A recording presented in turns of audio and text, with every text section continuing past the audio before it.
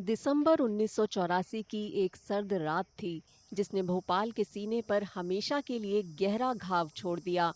2 और 3 दिसंबर 1984 की दरमियानी रात यूनियन कार्बाइड इंडिया लिमिटेड के कीटनाशक कारखाने से मिथाइल आइसोसाइनेट गैस लीक हो गई। नतीजा दुनिया के सबसे भयानक औद्योगिक हादसे के रूप में सामने आया। जिस रात गैस रिसी थी उसके बारे में तो दूर दूर तक किसी को कोई आशंका नहीं थी या कोई कल्पना नहीं थी कि ऐसा इतना बड़ा जो पूरे संसार को हिला दे ऐसा कोई हादसा हो सकता है। सर्दी के दिन थे, सभी लोग अपने घरों में सोए हुए थे और उस रात ठंड काफी थी। सरकारी आंकड़ों के मुताबिक जहरीली गैस ने 5,000 से ज्यादा लोगों की जान ले ली। गैस का असर 5 लाख से ज्यादा लोगों पर पड़ा।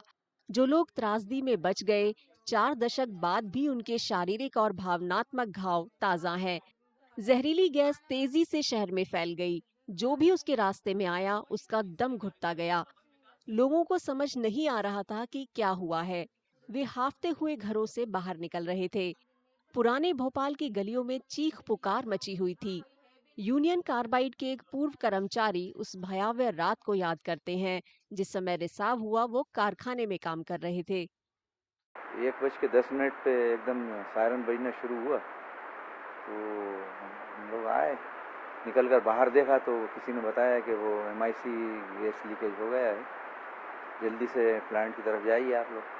तो मैं रेस्क्यू स्क्वाड में था, जिसमें मतलब कैजुअल्टी को रेस्क्यू करना के लिए भी हमें अलग से ट्रेनिंग दी गई। तो हम लोग दौड़ कर गए वहाँ, तो हमारे प्लांट सुपरिटेंडेंट थे जो KV शेट्टी, तो उन्होंने बताया कि ये MIC गैस लीकेज शुरू हो गया है, तो आप लोग ये पानी का हाइडेंट खोल के वो पानी मारना शुरू करो उसके ऊपर। जब कर्मचारियों को एहसास हुआ कि रिसाव को रोकना उनके वश की बात नहीं, तो उन्होंने जान बचाने के लिए भागना शुरू कर दिया। जो हमारे प्लांट सुपरिटेंडेंट थे मिस्टर KV शेट्टी, उन्होंने लगा गया वो कंट्रोल नहीं हो रही है गैस, अब आप लोग भी सेफ एरिया में चले जाओ, आप भी निकल जाओ यहाँ से। तो मैं और मिस्टर शकील कुरैशी और एक मिस्टर दुबे प्लांट ऑपरेटर्स थे, जो हम लोगों इधर मतलब गैस इतनी फैल गई थी कि हम लोगों को कुछ आइडिया नहीं लगा कि हमें किस साइड जाना। तो हम बाउंड्री की तरफ भागे, उधर पीछे की साइड, जो मतलब ईस्ट दिशा में है, वो रेलवे लाइन की तरफ जो मतलब बाउंड्री थी यूनियन कार्बाइड की। तो हम लोग बाउंड्री चढ़ के, तारों के ऊपर चढ़ के और बस नीचे कूदे तीनों।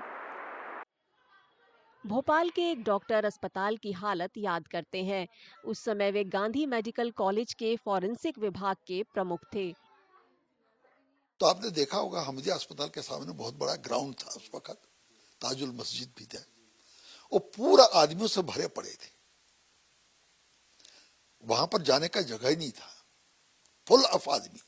कोई उल्टी कर रहा है, कोई खांस रहा है, कोई कुछ भी कर रहा है, कुछ आदमी उनकी तीमारदारी कर रहे हैं। गैस त्रासदी में जिंदा बचने वालों में एक थी रशीदा बी। बाद में वे पीड़ितों की आवाज बन गईं। उन्होंने आपदा को लेकर रूह कांपाने वाली तस्वीर पेश की।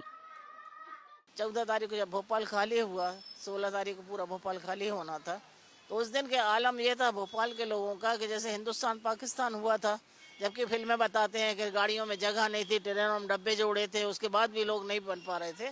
वो ही आलम दोहराया गया था यहाँ पे कि एकदम पूरा भोपाल छोड़ने को तैयार थे। कोई भोपाल में रहना नहीं चाहता था, सारे लोग भाग रहे थे। बसें भर रही थी, ट्रेनें इतनी लंबी लंबी बोगियां जोड़ दी, वो उसमें भी पब्लिक नहीं समा रही थी।